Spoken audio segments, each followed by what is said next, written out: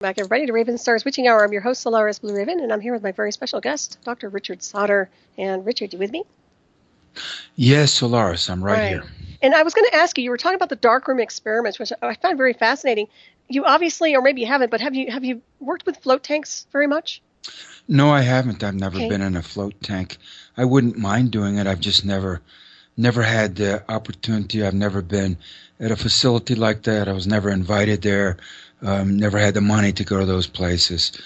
I still don't.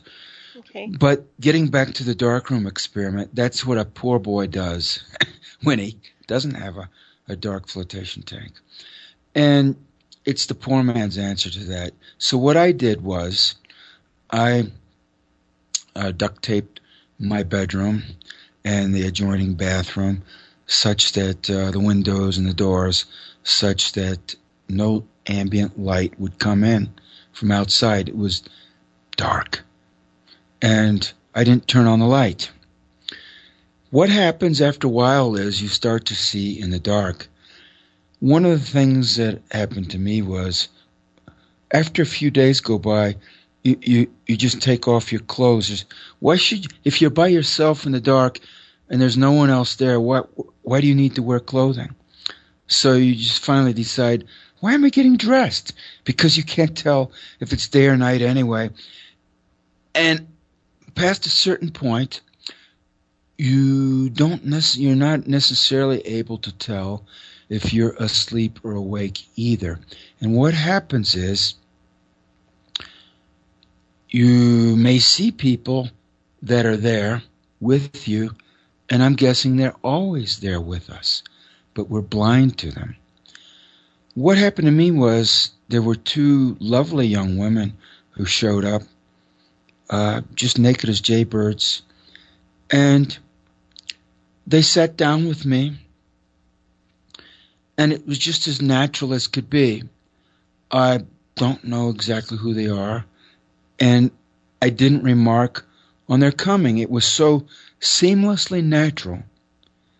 Once you get out from this artificial reality, you see, where you're completely in the dark, when it's just you in the dark, you start to slip out of the grasp of this artificially contrived reality in which we swim every day.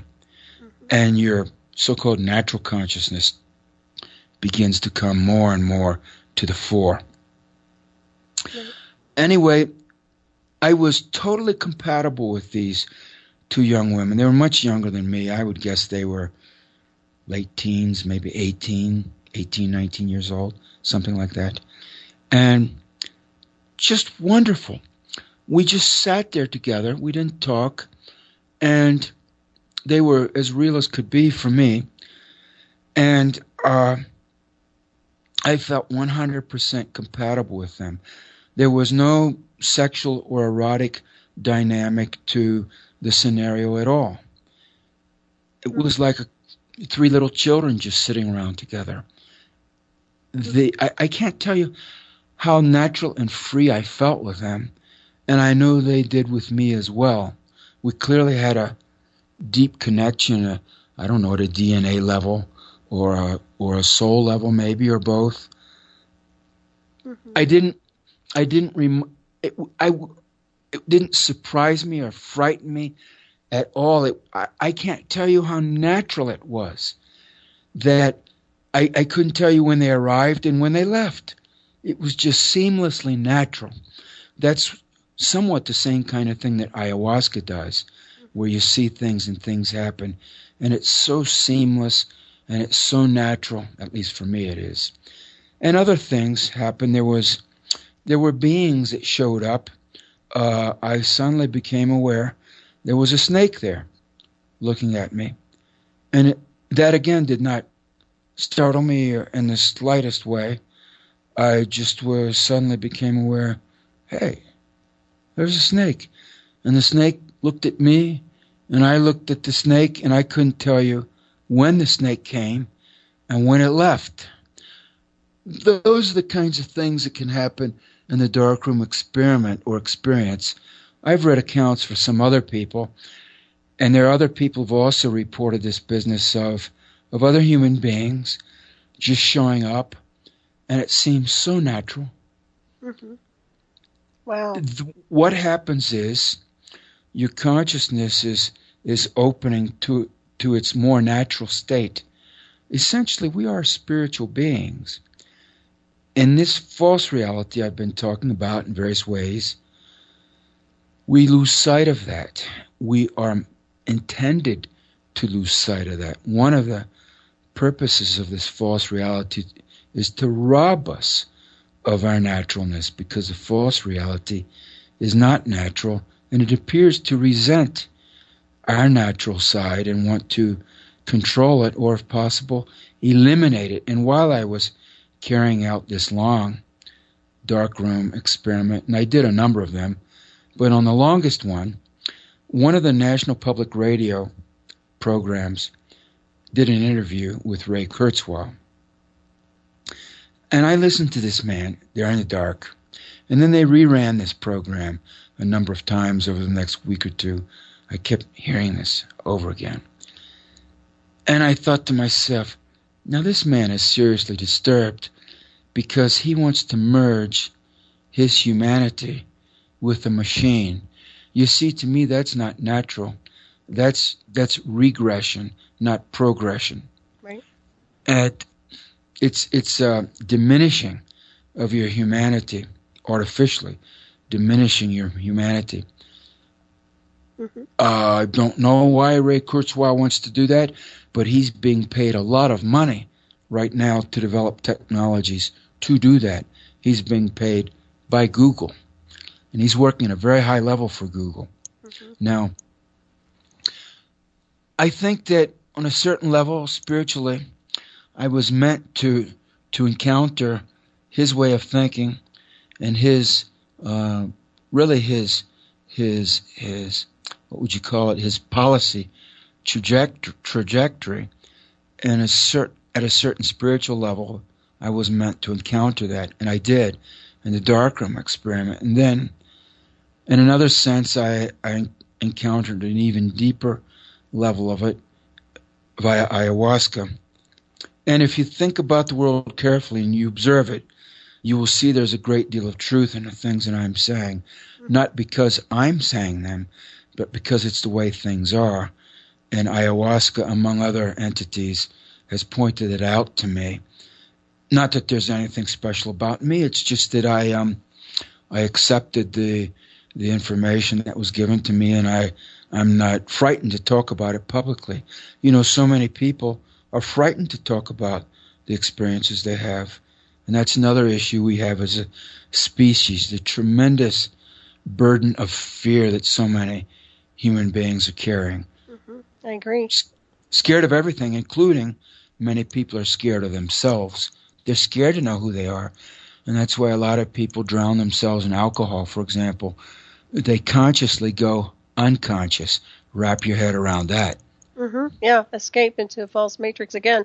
You know, what's interesting, you mentioned before, I've heard this before in a previous interview with you, ayahuasca is a living, it's alive, right?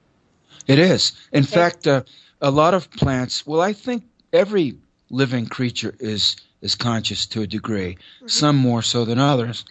But certainly I think all plants are conscious to a degree, whether phytoplankton, a cell of phytoplankton, it's a small organism that lives in the sea, is as conscious as a mature ayahuasca vine.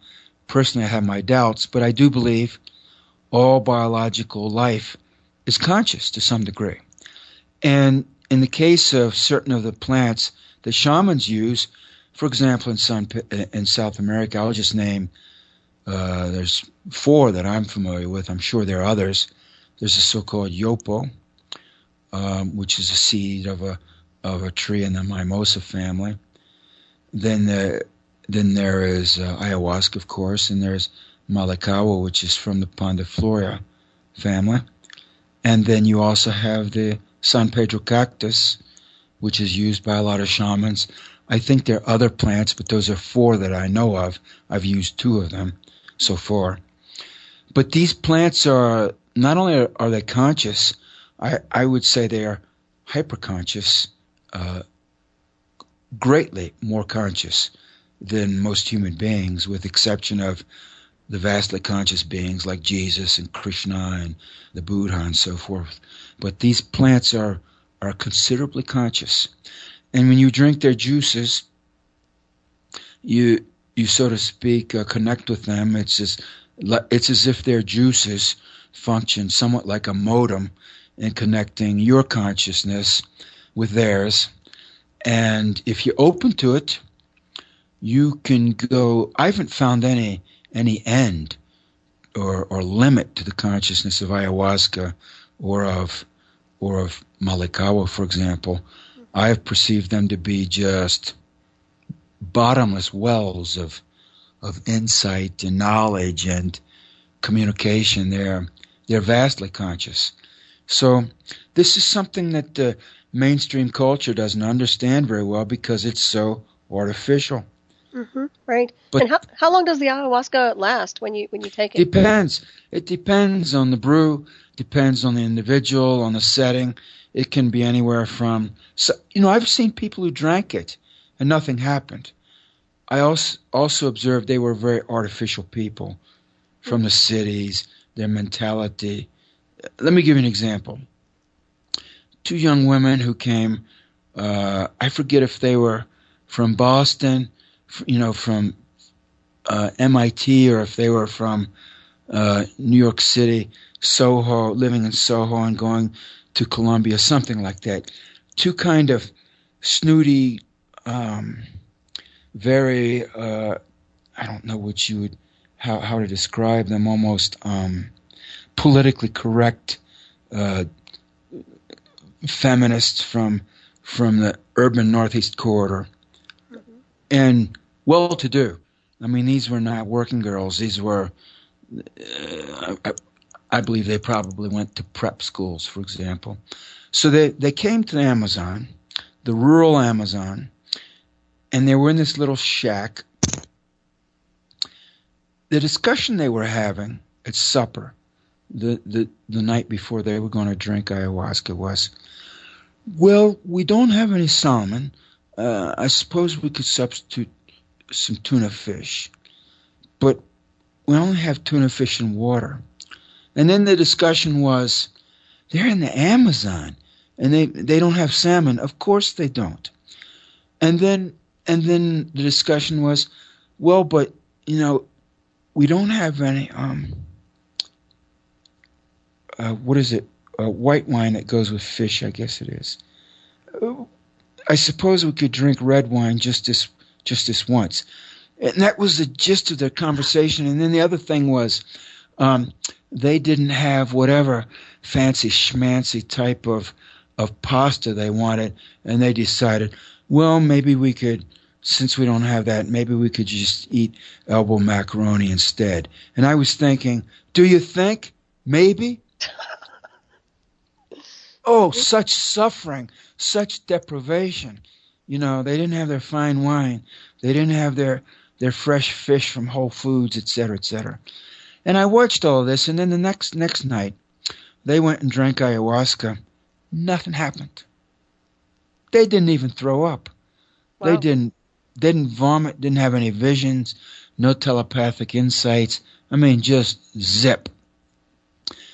And I thought to myself, well, isn't that something? Because ayahuasca always sends me reeling. To me, it's on a physical level alone, I can hardly choke a couple of swallows down without projectile vomiting. I mean, it's not easy stuff for me and for a lot of people. But for them, it was just like nothing. Nothing happened. There are a lot of people like that in the culture today. They're so artificial that when they have, intimate contact with a hyperconscious plant, nothing happens. Mm-hmm. My perception is, because always with me, ayahuasca and also Malikawa was the same way. After you drink the juices of these plants, not saying that they're easy to drink, but once you drink them and you keep them down, and that can be a struggle in itself to keep them down until the waves of nausea subside, which may take a little while. Then there's a period, can range anywhere from 30 minutes to an hour, in which it seems that nothing is happening until it does. When it starts happening, you'll know it. But until then, the juice of the plant is going into your system. It goes in your stomach, then it passes through the blood capillary membrane, goes into your blood system, gets transported all over your body, including to your brain. My perception is that the plant is reading you. It's reading your genetics. It's reading your emotions. It's reading your life history.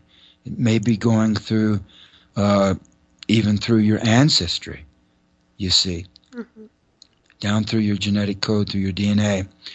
It's reading your knowledge base. What do you know? It's reading your attitudes, your proclivities and propensities, your abilities. And then after having comprehensively read you, it decides what to do. And it's different every time. Every time it's different. There can be, but sometimes it can repeat. I'll give you an example of another vision. This was from early 2012. I had drunk ayahuasca with one of the indigenous shamans, and we were in a lean-to that we had made earlier before dark, and it was raining. Most of the night it rained cats and dogs with thunder and lightning. And in the midst of all of that, I asked ayahuasca to show me what's going to happen in the future. Now understand, I still carry an American passport, though by this time next year I'd be surprised if I still had one, a valid one. And then I asked it, so the understanding was, ayahuasca's understanding would have been that this guy who formally has so-called American citizenship is asking what's going to happen in the future. Near future understood, not 10 billion years from now. And understood also on the earth, and understood implicitly in the United States, or having to do with the United States. Trust me on this, the plants are incredibly wise, and whatever you think you know, they know so much more. They also are not bound by a linear concept of time. They perceive the past, the present, and the future, but they don't have mental blocks with respect to the past and the future the way we do. We forget so much, and as regards the future, we say, well, I don't know what's going to happen. I think subconsciously we do know quite a lot about the future, but our conscious mind says, well, how should I know? I live in the present, and the future is just opaque to me. Not for these shamanic plants. They're very well plugged in. And so I posed the question telepathically. And then nothing happened, and about maybe half a minute later, it was as if I were looking at a flat panel television screen or a flat panel computer monitor. I was shown a scenario of military dictatorship with a concentration camp, gun towers in the corner, a security fence, military vehicles inside, floodlights, raked gravel inside the compound and around the perimeter, and I thought, this does not look good. So I asked the same question again. About a half a minute later, bing, the same vision just popped into my inner visual field, identical without any change. Ayahuasca was telling me, look, what, you didn't believe me before? Okay, here it is. This is the answer to your question. So I thought, okay, but that looks pretty grim. There was a second component to that. Over top of the concentration camp was a mesh or a grid hovering in the air. It had a kind of phosphorescent green color. It was a mesh like a fishing net, something like that, only it wasn't. But it somewhat reminded me of the mesh in a fish net. but it covered this whole compound in the air, suspended in the air. And I was given to know just directly, like telepathically, that this mesh is all controlling. It's a totalitarian control mechanism to control all human action and behavior and activity, emotions, thoughts, ideas, and including the human spirit extending into the astral realm. That this the aegis of this control grid is operative here in the physical realm, but also in the spiritual realm, not at the high level where God is, of course, but at the lower level that's close to this physical earth realm. And it is meant for the total control of the human race, up, down, and sideways. Now, if you look around the world, you can see that the spy agencies have put scores of surveillance satellites into orbit. Mm-hmm. The NSA has vacuumed all our communications. In recent days, it's been revealed that the FBI has its own air force, its own fleet of aircraft that's constantly flying over American cities and surveilling God knows what and God knows who below. There are the Gwen towers, which maybe you're aware of, which broadcast in microwave frequency range. And certain microwave frequencies are psychoactive. There are brain transmitters, for example, that are out there. The HARP technologies, the so-called ionospheric heaters that electrically excite the Earth's atmosphere, but they also broadcast at low, very low frequencies of 1, 2, 3, 4 hertz. Those frequencies are psychoactive at the delta wave level in the human brain, meaning that they influence your brain at a subconscious level. Mm-hmm. So they can inject all kinds of things into your awareness at a subconscious level, and consciously you won't be aware that your mind is being tampered with and programmed. And all of this is going on. We know about these things publicly. How much more is going on that we don't know about? Mm-hmm, exactly. Yep. You're so right. You know, when you mentioned that green mesh, boy, that sounds like the frequency fence. That sounds, reminds me of Skynet and some other things that they've been involved in. Well, Skynet's part of it. Mm-hmm. That's the, it's run mostly by Britain, but I think it's jointly operated by all of the Five Eyes partners, New Zealand, Canada, the United States, the United Kingdom, and Australia. But yes, it is a control grid. It's you could call it a frequency fence. That'd work for me. But ayahuasca showed it to me explicitly twice. You see, the first time I was looking at this thing, and I thought, oh, wow, that's just nasty looking. So I was thinking, maybe ayahuasca didn't understand my question very well. It understands everything very well. Mm-hmm. Nonetheless, I thought, well, I'll just put the question to the ayahuasca again, because maybe this really isn't the answer, and maybe the question wasn't understood. So I mentally formulated the same question again, and with some delay.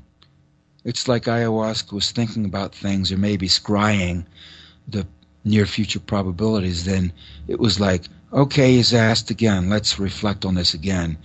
And the answer was, well, yep, sure enough, that's the answer. Here you go. Wow. And look at it. Look at it. All these military exercises that are being run all over the United States. Mm-hmm. The upcoming Jade Helm exercise. And these are just the ones we know about publicly.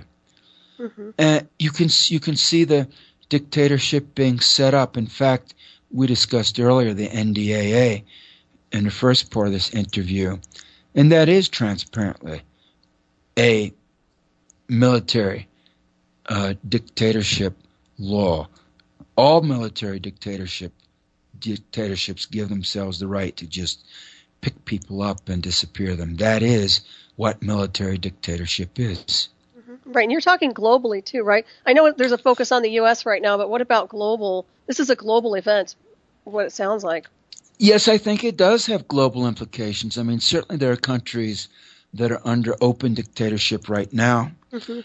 There are many very restrictive countries. I would say, in a lot of ways, that right now the European countries, in important ways, are more restrictive and oppressive than the United States, though the United States is a very oppressive and repressive society. Look at Great Britain. There's a surveillance camera on every corner. Hmm. Oh yeah. Look at France and Germany. I was in Germany 15 years ago. I spent the summer in Germany the last in 1999. And Germany is a very controlled society. Why? At the conclusion of World War II, the Germans were forced to sign a 150-year treaty with the United States, granting the United States to quarter military forces there. And also, the United States played a leading role in writing the new German Constitution.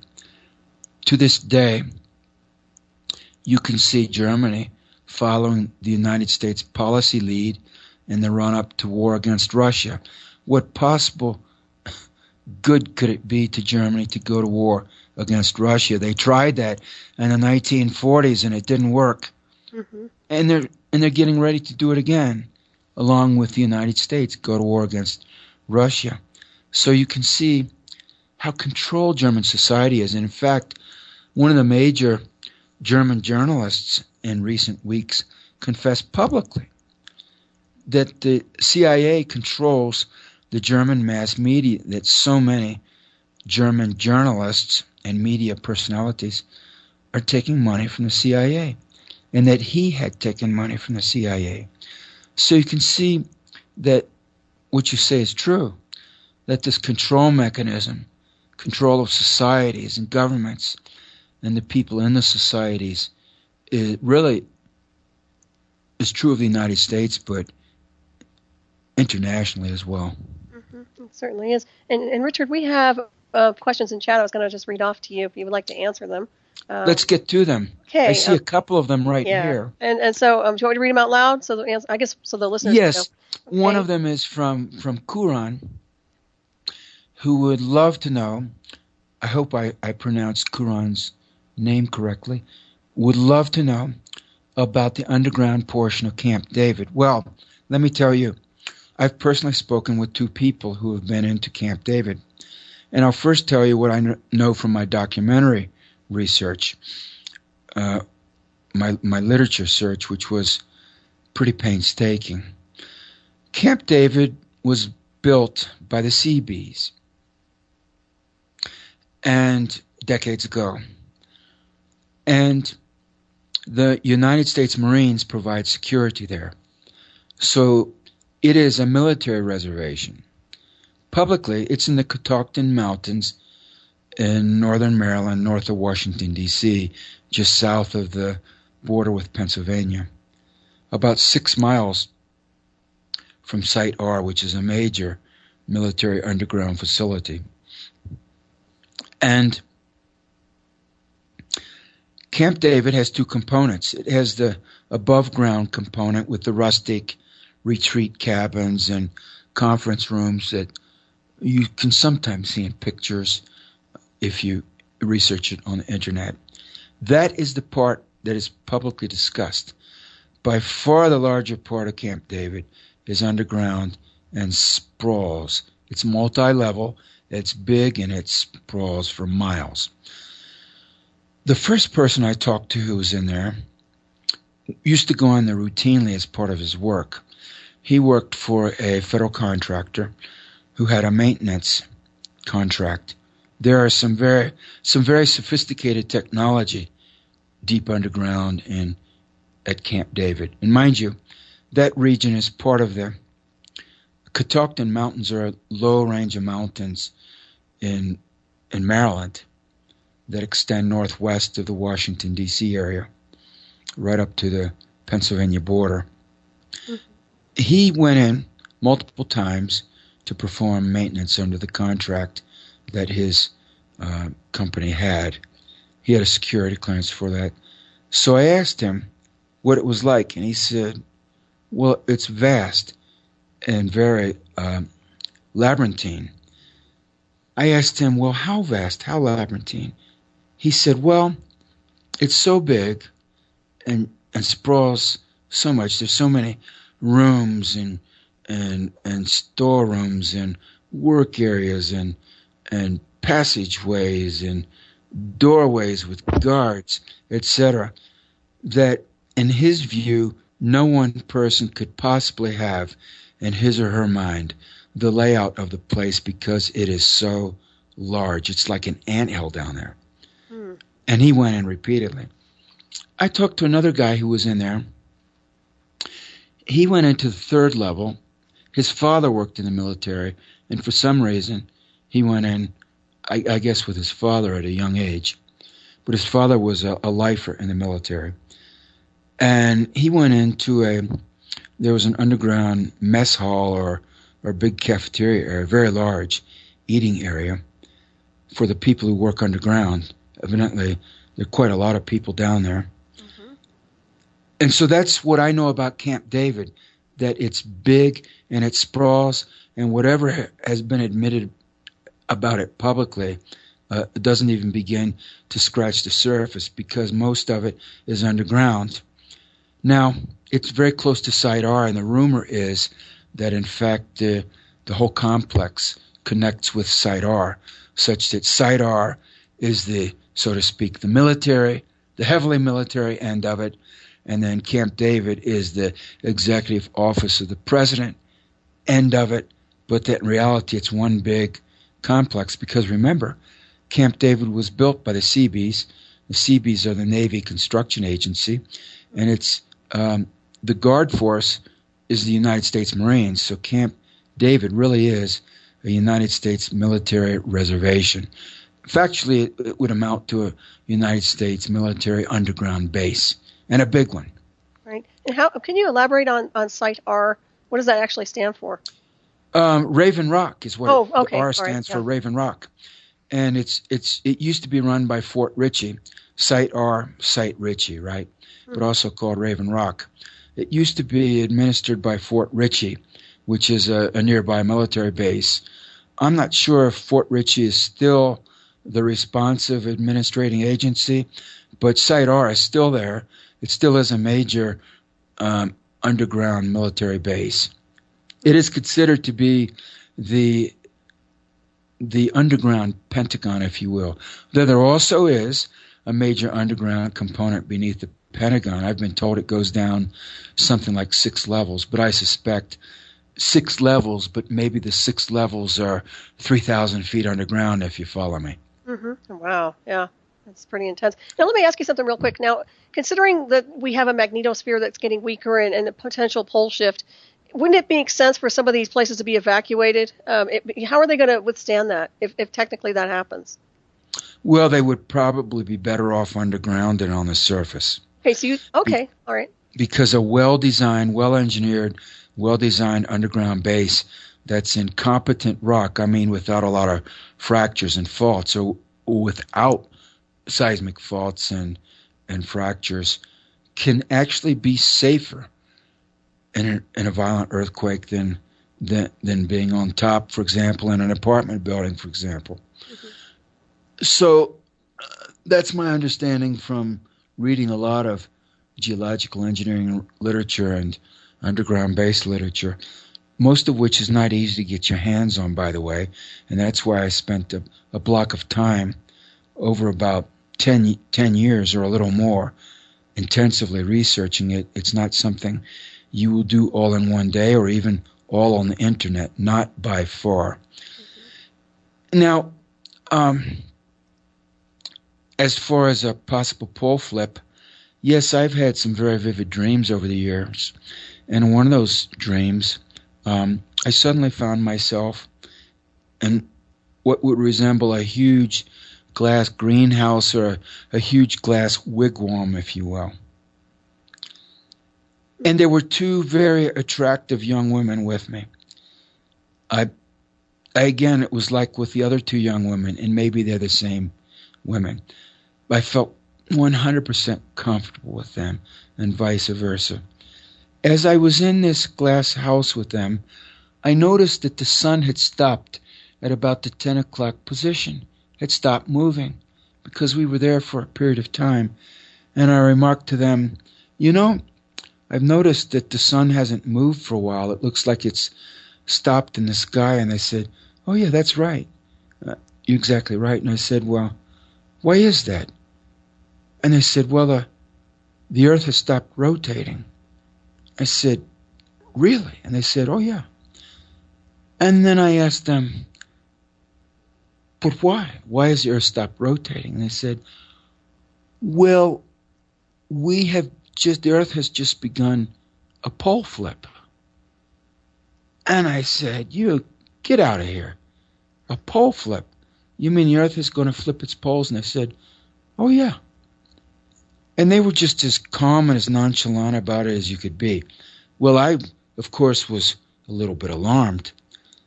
And then I said, well, how long is it going to take? And they said, well, a period of hours. They were just so relaxed about it. And indeed, it did seem to take about, I would estimate, no less than 6. Oh, where'd he go? Hang on, everybody. Darn it. I don't know if I lost him. Stay with me. Hang on. So we might have an interference again. Lost him again. Hang on, everybody. Getting him right back. Well, we did pretty good. Hang on for a minute. Oh, okay. You there? Yes, can you hear me? I can certainly hear you. Yes. Welcome back. Yes. Well, and then the Earth slowly began to move in the opposite direction and then rotated faster and faster till the sun in a few hours set where it had risen maybe a day earlier. And then the interesting thing was, after that, after the rotation had reversed, there was the mother of all rainstorms. I mean, raindrops the size of Olympic swimming pools. It's like getting, 500,000 gallons of water in one raindrop. Just boom, coming down. And we're not talking about a flood or a biblical deluge. It was, Noah would have had a heart attack. Within 2 minutes, there was 10 feet of water and rising. But somehow in this glass structure, all glass structure with these two women, I was in a safety cocoon. But as all of this was happening, as the Earth reversed its rotation, I was thinking, now don't you know that's going to cause some huge earthquakes and tsunamis, because the oceans are going to be caused to slosh the opposite way from where they usually do. And then as the rainfall began, I was thinking, oh, lordy, this is just going to strip everything down to the bedrock, because the scouring power of moving water is phenomenal. It has tremendous force, tremendous erosive power. And I'm guessing that if something like that happens, it would pretty well obliterate this so-called modern civilization. Yep. Absolutely it would. And I would guess you would have a survival rate of somewhere far south of 1%, such that those who would survive, if there were to be a pole flip, would be at a very basic level of life existence. I would think there would be no libraries, there would be no iPhones, etc. Exactly. Right.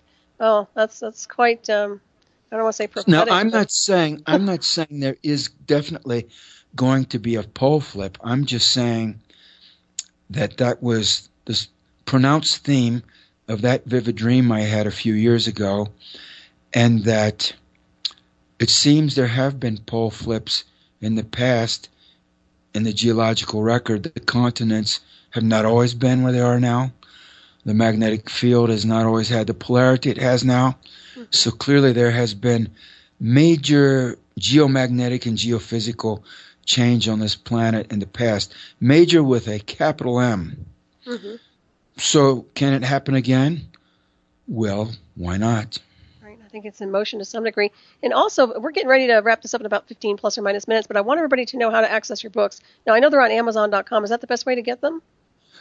Well, you can go to Amazon.com, and by the way, my name is Richard Sauder. The last name is spelled Sauder. There's no N. Sauder.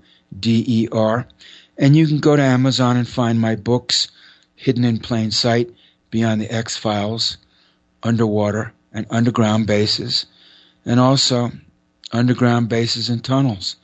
What is the government trying to hide? And people can go to my blog, which I periodically update with new blog posts. The blog is Event Horizon Chronicle. And the URL is Event Horizon Chronicle, one word, .blogspot.com. And I believe you have a link up for that on your website somewhere, don't you? Yeah, I put the link up, and I also have it in chat for everybody as well. So. Well, yeah. Thank you. And they can access my books right through my website. Click on the right-hand sidebar and just click on the book covers, and they'll be taken to where they can order, or they can look up the book titles on Amazon.com and buy them there. Now, there's another question here I see, Solaris. Yes, there is.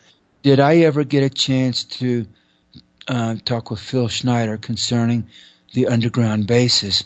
Well, I talked with Phil Schneider.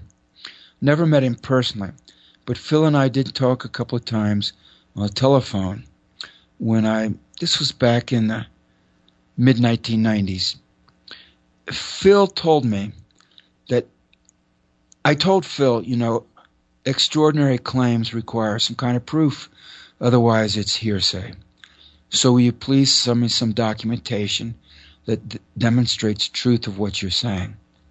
He said, I will. I'll send you a box of documents. And then he never did. Phil never sent me one thing. And I talked to him a couple of times. Then I heard that he had been killed. Mm-hmm.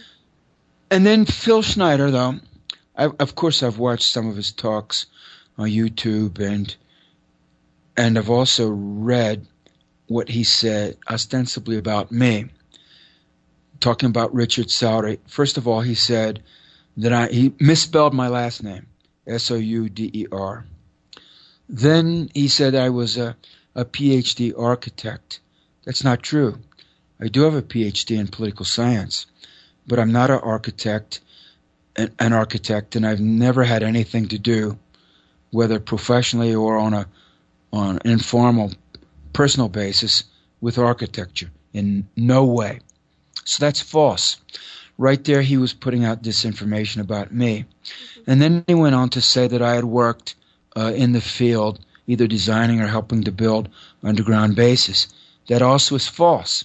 So right there you see, with biographical information, basic biographical information about me, he was putting out data, personal data about me, that are false. I say that by way of preface. If he got the basic biographical facts of my life and my career that wrong, then what else did he get wrong? Mm-hmm. So I take what Phil Schneider says with a grain of salt. Now, there are underground bases. Oh, yeah. And some of them are very deep and big. Mount Weather's an example. Raven Rock's another example. Cheyenne Mountain. So even from public record, we know of a number of them that are large, technically sophisticated. Camp David's another one. That are big, deep underground and expensive and huge. And the Monsanto Base in New Mexico is another one. And there's just a bunch of them. So he's got that right. Yes, these facilities exist. They're deep, they're big, they cost a lot of money, they're technologically sophisticated. So that part of it is right. Whether Phil Schneider actually had anything to do with it, I don't know. And he's dead, so none of us are really going to easily know. Mm-hmm. Now, beyond that, he said he was in a firefight with aliens underground at an alleged base near or beneath the small Jicarilla Apache town of Dulce, just south of the Colorado border. Now, he said the proof of that is that he's got a big burn mark on his chest. I think he showed that burn mark to people. I never met him personally, so I never saw it. But let's say that he did have a burn on his chest. Well, there are all kinds of ways to get burned. In industrial accidents, working on your car, using a blowtorch inappropriately, and there's an explosion and burns you, or you could even burn yourself on purpose as part of a scheme to make money and to bring notoriety to yourself. There are people who self-mutilate for all kinds of reasons. So even if he did have a burned area on his chest, it doesn't mean an alien shot him with a flash gun. Right. Good point. I agree with you. So I don't know what to think about Phil Schneider, and since I don't know what to think about him, I put a big question mark over him, his life, and his purported career. I will say, for me, Phil Schneider is classic disinformation in that he got my basic biographical data wrong, even misspelled my name. And my career and my academic background, and I have heavily researched underground bases, but I've certainly never worked in the agencies and never had anything to do with designing them or building them. And that's what he said. So if he got that so wrong, what else? Right. Are you there? And that's what I have to say about Phil Schneider. But as regards underground bases, oh yeah, there are underground bases. Let me ask you something real quick. Now, the underground bases, obviously, military's created some of these, but were there some bases already created by perhaps an earlier intelligence that's once dwelled here that they've kind of hijacked and have used? You know, I can't prove that, but I don't rule it out. I've heard some whispered anecdotes about that here and there. The issue with that whole line of inquiry is that, like Fletcher Prudy said, there you're getting into the realm of the classified realm of special operations. And no one who knows anything is going to talk to you about it. Right. They just won't. Because not only are you dealing with underground and undersea facilities then, but you're also edging into the ET arena and or the technically advanced, extremely ancient human civilization era from previous cycles of development on this planet. And both of those are areas they're very compartmentalized areas of knowledge and information that you cannot crack unless you're in a compartment in one of the agencies, whether it's one of the initiatic institutions like the Freemasons, for example, or the CIA is also an initiatic agency or institution, in that once you go in, you're compartmentalized, you get a certain body of knowledge and understanding, and you can't talk about it to outsiders. It's one of the rules of membership. To belong to the club, you have to seal your lips, and if you don't, there are those who will seal them for you. Exactly. And how deep do you think these underwater facilities are, estimation-wise? Well, in the case of the documentation I've gotten from the United States Navy and also from Stanford Research Institute in California, this is from the mid to late 60s, so almost half a century ago.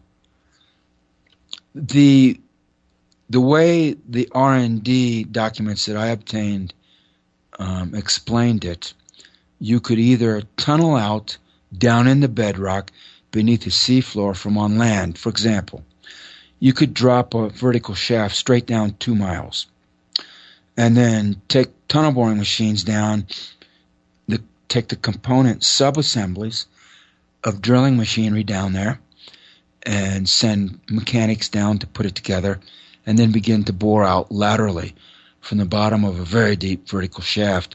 And this technology was even state-of-the-art in the mid to late 1960s. It's far more advanced today. And then you could even tunnel hundreds of miles, whole mazes of tunnels down in the seafloor and the bedrock beneath the ocean bed. So that's one way you could do it, and it could be quite deep. So you could have a mile or two of water, and then you could be hundreds or even 1,000 or 2,000 feet down in the bedrock beneath that. Mm-hmm. And then they could also bore directly from the seafloor. The way they would do that is modify petroleum drilling equipment and use a bit maybe 8 or 10 feet in diameter. Bore out a deep, straight borehole in the ocean floor, in the bedrock, and then lower a huge stainless steel metal tube with an airlock on it into that hole, and you could be down a couple thousand feet underwater, you see, mm-hmm. and lower that into the hole and cement it in with fast-setting cement. Once that is firmly set into place, you send down a diving bell with an airlock on it with your men in it, you see.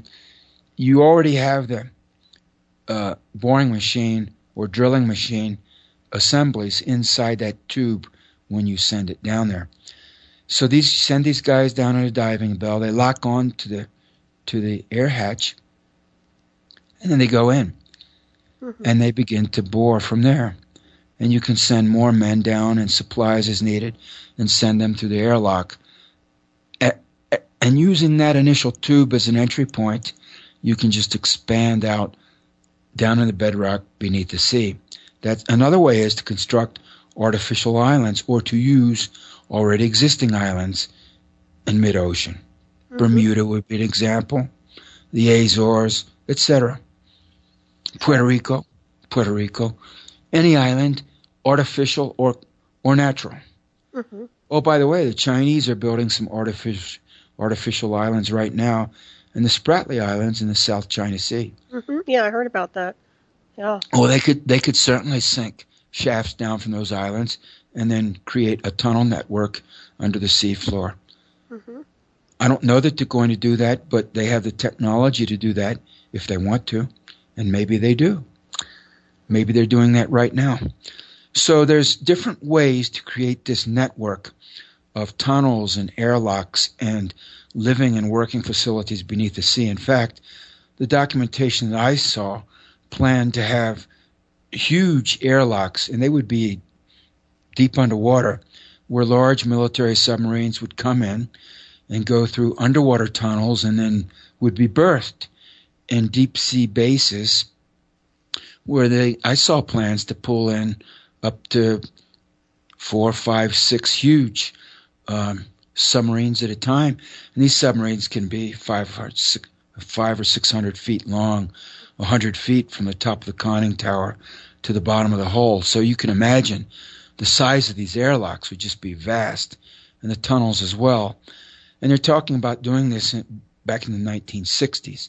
So the technology to do this existed half a century ago, and the technology has only become more refined and sophisticated in the intervening years. Now, I've been told of one facility of this type that, in fact, is on Andros Island in the Bahamas. The United States Navy does have its deep sea warfare center there. It's called AUTEC, AUTEC. Publicly, the information is that they have some facilities on top of the island, and then there's a huge, deep body of water there right beside Andros Island. It goes down, I think a mile or more, and they use it for submarine testing range and undersea weapons testing range. But I've been told that actually there are tunnels there to bring in large military submarines into a base that has been constructed beneath Andros Island. So that's a similar concept to what I've been talking about. I believe it exists. That's fascinating. And you know what, Richard, we're just about out of time here, and I can't thank you enough. It's been an honor to interview you tonight. It's been incredible. Love to have you back. Well, that'll be fine. We could talk again. And I want to say likewise that I enjoyed the conversation as well. Yeah, you're very enlightened, and I know our listeners really appreciated you tonight. Do want to thank everybody for tuning in, and please stay tuned for Shiny Side Out with David Dunger and Mickey, of course, coming up next, sailing it on into the night from down under. Any final thoughts here? You mentioned Andros Island. Wasn't there a pyramid discovered off of Andros Island? Well, I don't know about that. Edgar Casey said that the area of the Bahamas was part of Atlantis thousands of years ago. I can't speak to that. But I do know, in general, from my research, that there are archaeological remains undersea all around the world. Some of them are pretty deep undersea, so who knows what's there. Right. Yeah, I find that fascinating. Well, I know the military likes to stake power spots, as we all know, so, who knows? Solaris, that wouldn't surprise me at all. It's just that I can't say one way or the other, but if someone has evidence of that, I'd sure like to see it. Oh, absolutely. And if anybody wants to get in touch with you, I guess the best way to do that would be through your blog spot? Yes, my email address is right there on my blog site. Excellent. Well, I want to wish you well where you're at, and yeah, let's have you back really soon, because this has been an incredible interview, and you have so much wisdom in so many different areas. We didn't even get to touch on a lot of other things, but thank you again so much, Richard, and take care, everybody, and we'll talk soon. Thank you. Thank you.